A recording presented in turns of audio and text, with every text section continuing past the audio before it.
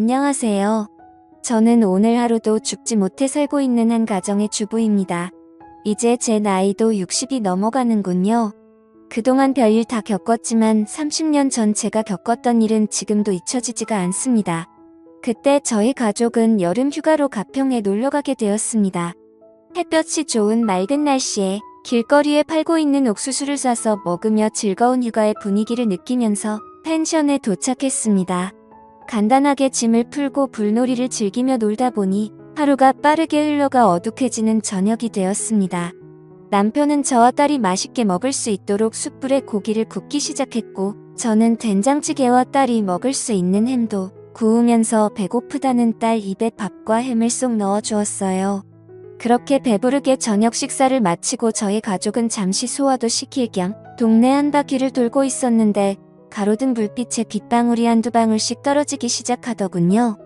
하늘을 보니 몇 분 전까지만 해도 하늘을 빼곡히 채운 별빛들은 사라지고 컴컴한 하늘만 보였습니다. 더 많은 비가 쏟아질 것 같아 최대한 빠르게 집에 들어갔고 잠시 후 엄청난 폭우가 쏟아지기 시작했습니다. 앞이 안 보일 정도로 굵은 빗방울이 내리기 시작하면서 휴가 온 저희는 아쉬움에 창문만 보고 있었어요. 그렇게 아침에 일어나 보니 보슬비가 내리긴 했지만 거의 비가 그친 상태였고 딸은 잠시 밖에 나가고 싶다며 아침 일찍부터 일어나 펜션 주인이 키우는 강아지인지 꼬리치고 있는 계집을 보며 저를 보채기 시작했습니다. 결국 멀리 가지 말라고 말을 함과 동시에 급하게 밖으로 뛰어나갔어요. 남편은 짐을 싸고 있었고 저는 아침을 준비하며 강아지와 함께 놀고 있는 딸을 불렀는데 몇 번을 불러도 아무런 대답이 없길래 이상해서 밖으로 나가보니 어딜 갔는지 방금 전까지만 해도 있던 딸이 없어졌어요. 너무 놀라 남편을 불렀고 주변을 뛰어다니며 정신없이 찾아다녔지만 결국 찾지 못했습니다.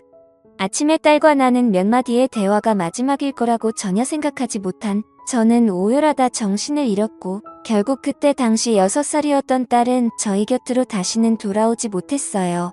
너무 큰 충격으로 제정신이 아닌 세월을 살아온 저와 남편은 언젠가는 찾겠지, 언젠가는 만날 날이 있겠지 생각하며 희망을 가지고 하루하루 버티면서 살아왔어요. 그렇게 살아오다 보니 어느덧 30년이라는 시간이 지나버렸어요. 그만큼 저와 남편도 세월 앞에 장사 없다고 60대가 되어버렸어요. 그러면서 시간이 흐른 만큼 딸에 대한 기억도 희미해지고 그리움의 감정도 무뎌지고 있었어요. 지금 만나게 된다면 40을 바라보고 있을 나이일 텐데 존재를 알 수 없으니 생각하면 할수록 가슴이 미어져 왔어요. 그렇게 언제 올지 모르는 딸을 기다리며 삶을 살아오고 있는데 갑자기 저희 집 문을 누군가 두드리기 시작했어요. 저녁밥을 차리고 있던 남편과 저는 아무도 찾아오지 않을 시간에 문을 두드리니 이상하게 생각했고 제가 현관으로 나가 누구냐고 물어봐도 대답이 없자 그냥 무시하고 돌아섰는데 현관 밖에서 엄마라고 말을 하고 있는 목소리가 제 뒤에 맴돌았습니다. 저는 순간 몸이 멈추었고 엄마라고 들렸던 목소리에 제 심장이 뛰기 시작했습니다. 너무 놀라 급하게 현관문을 열었고 제 앞에 서 있던 여자는 저를 보면서 눈물을 흘리며 엄마라고 외치고 있었습니다. 갑작스럽게 제 집에 찾아온 여자를 보고는 당황도 하였고 긴가민가한 상태로 아무 말 없이 얼굴을 보고 있는데 뒤이어 남편도 달려나오자 남편을 보고 아빠라고 말을 하며 눈물을 흘리고 있었습니다. 현관 앞에 우두커니 서 있게 할 수 없어 일단 집으로 들어오게 했고 마침 저녁을 먹으려고 준비하고 있었기 때문에 셋이서 저녁을 먹게 되었습니다. 남편과 저는 너무 놀라 셋이서 밥을 먹고 있으면서도 너무 얼떨떨했고 일단 밥부터 먹고 천천히 대화해보기로 했습니다. 밥이 코로 들어가는지 입으로 들어가는지 모를 정도로 딸이라고 찾아온 여자의 얼굴을 보느라 정신이 없었고 그렇게 식사를 마치고 과일을 먹으며 하나하나 물어보기 시작했습니다. 저는 우리 집은 어떻게 알고 찾아온 거니? 지금까지 이사 안 간 이유가 언젠가는 찾아오겠지 생각하며 기다리긴 했는데 여자는 지금은 예전의 기억이 잘 떠오르진 않지만 엄마랑 어렸을 때 펜션에 놀러가서 강아지랑 놀고 싶다고 말했는데 그때 옆에 지나가는 강아지 보고 뒤따라 가다가 산속으로 들어가게 되면서 길을 잃어버렸어요.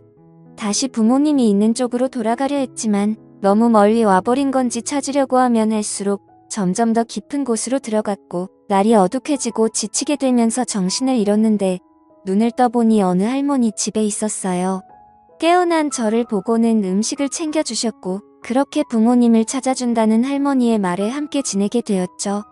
정말 잘해주셨고 부모님이 오실 때까지 매일 눈물을 흘리며 기다렸는데 할머니께서 부모님이 사고로 세상을 떠나셨다는 말을 하면서 저를 키워주셨어요. 그때 당시 너무 어렸던 저는 잘 몰랐기 때문에 혼자 계셨던 할머니 밑에서 자라오기 시작했어요. 할머니는 외로웠던 자기 옆에 있어줘서 고맙다며 항상 말해줬던 게 기억나네요.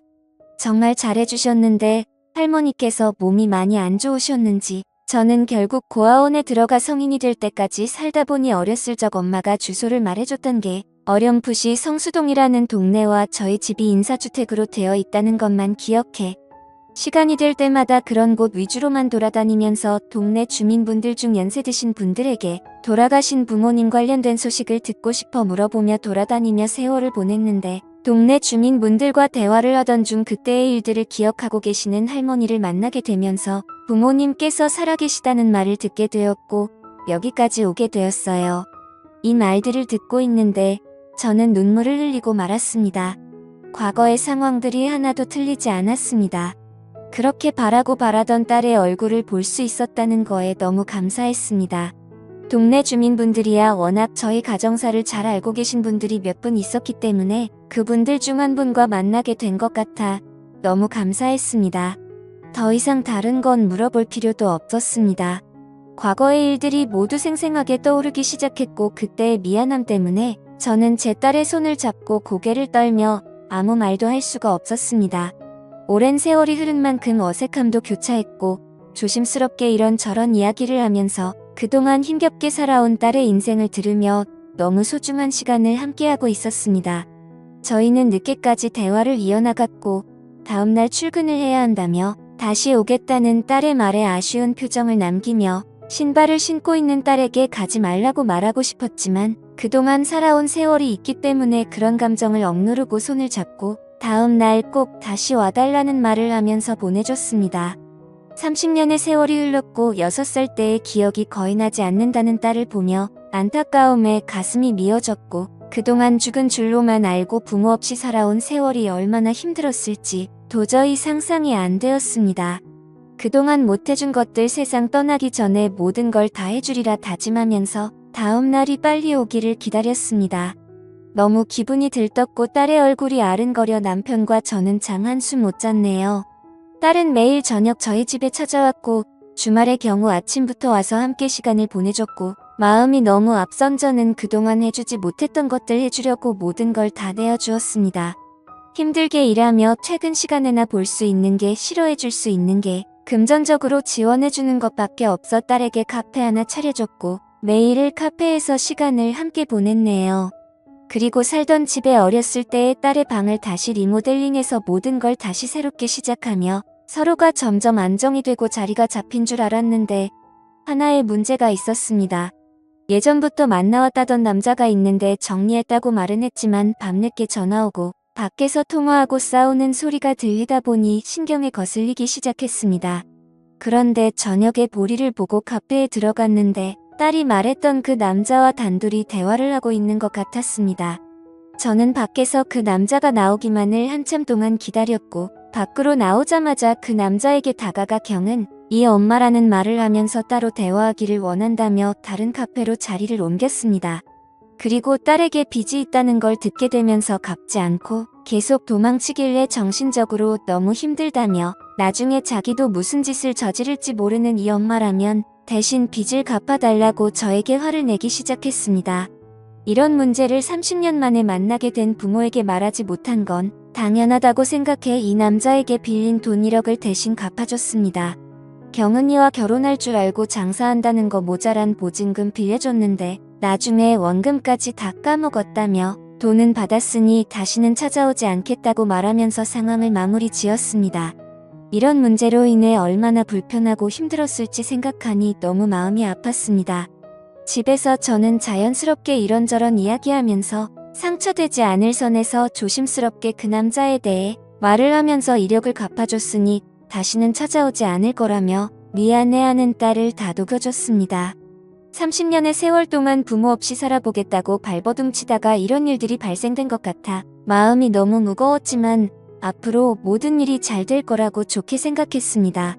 그런데 생각지도 못한 문제가 발생되면서 손발이 떨리기 시작했고 딸과 그 남자의 대화 속에 듣게 된 진실의 충격을 받고 말았습니다. 늦은 새벽 갈증이 나서 주방으로 내려가려고 하는데 딸이 밖으로 조용히 나가는 모습을 보게 되고 그 남자가 아니면 통화할 일이 없을 거라 생각해 또 접근하고 있는 건가 의심스러워 조심스럽게 현관 앞에서 통화하는 소리를 듣고 있었습니다. 그거 먹고 나르지 마라. 내가 지금 여기서 얼마나 혼신의 힘을 다해서 연기하고 있는지 알아?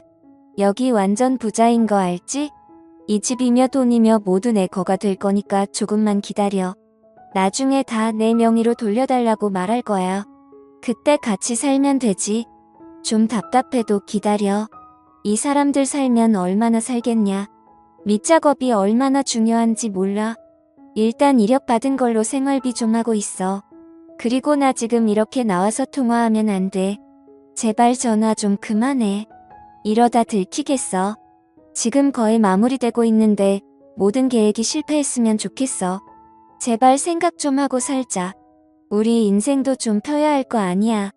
의심을 사게 되면 나중에 유전자 검사하자고 할지도 모르잖아. 그럼 빼박이야. 내가 전화할 때까지 무조건 기다려.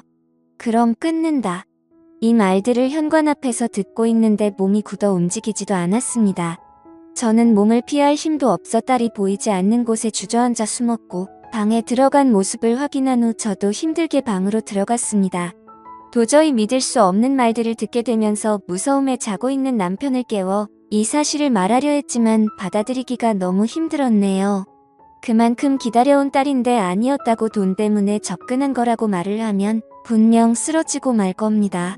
저도 지금 힘겹게 정신 붙들고 있는데 혈압이 높은 남편은 아마 이번 일이 밝혀지면 세상을 떠날 수도 있을 것 같다는 불안감에 모든 상황 조용히 해결해야겠다 생각했고 다음날 남편과 저에게 애교 부리며 딸 행세를 하고 있는 의문의 여자에게 아무렇지도 않게 평상시 때처럼 행동했습니다.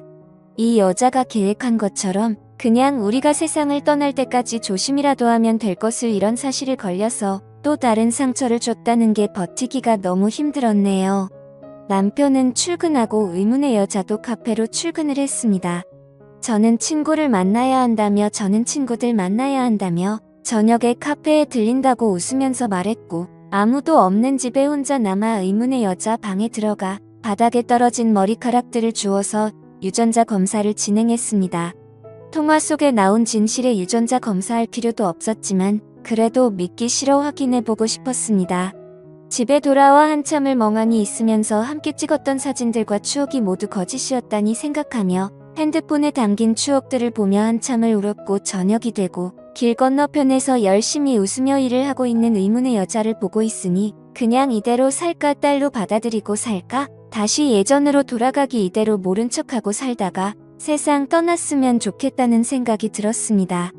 그토록 기다렸던 일들이고 보고 싶었던 딸이었는데 이 모든 사실이 거짓이라도 나 혼자만 사실이라고 믿고 있다면 아무렇지도 않게 살아갈 수 있을 텐데 이런 생각들로 머릿속이 복잡해졌고 결국 카페에 들어갈 수 없었습니다.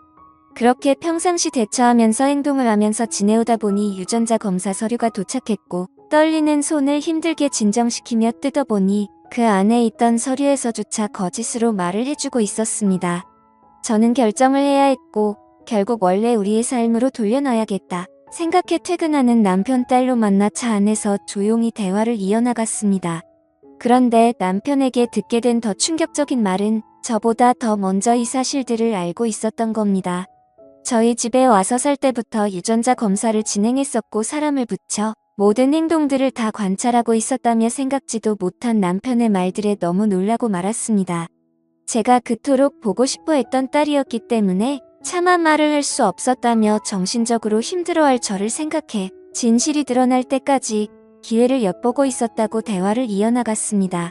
결국 남편과 저와 둘 다 의문의 여자가 돈 때문에 저희한테 접근한 걸 알게 되었고 남편은 벌써 경찰에게도 이 사실들을 말해놓은 상태로 기회만 엿보고 있었던 겁니다. 그렇게 형사분들과 함께 집에 들어갔고 반갑게 웃으면서 저를 맞아준 딸이라고 생각한 의문의 여자의 팔에 수갑이 채워지면서 모든 상황은 종결되었습니다.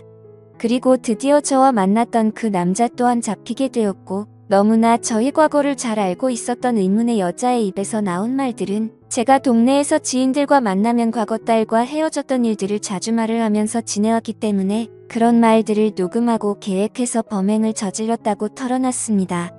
제 입에서 나온 말들로 계획했다는 거에 너무 놀랐고, 그 여자와 남자는 사기죄로 구속 조치가 이루어졌네요.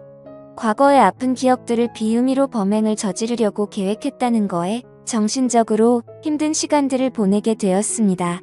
집에 들어와서 자식이라고 생각했던 그 여자와 함께한 화상의 흔적들을 지우면서 아직까지 돌아오지 않은 진짜 딸을 생각하며 눈물을 흘리고 말았습니다. 언젠가 분명 살아있고 엄마 아빠를 찾고 있을 우리 딸 경은아, 만약 이 사연을 접하게 된다면 꼭 연락 바란다. 보고 싶다. 그래도 세상 떠나기 전에 얼굴 한번 보고 싶구나. 어디에서 살고 있던 항상 행복하게 지내고 있길 바란다. 지금까지 제 사연을 읽어주셔서 감사드립니다.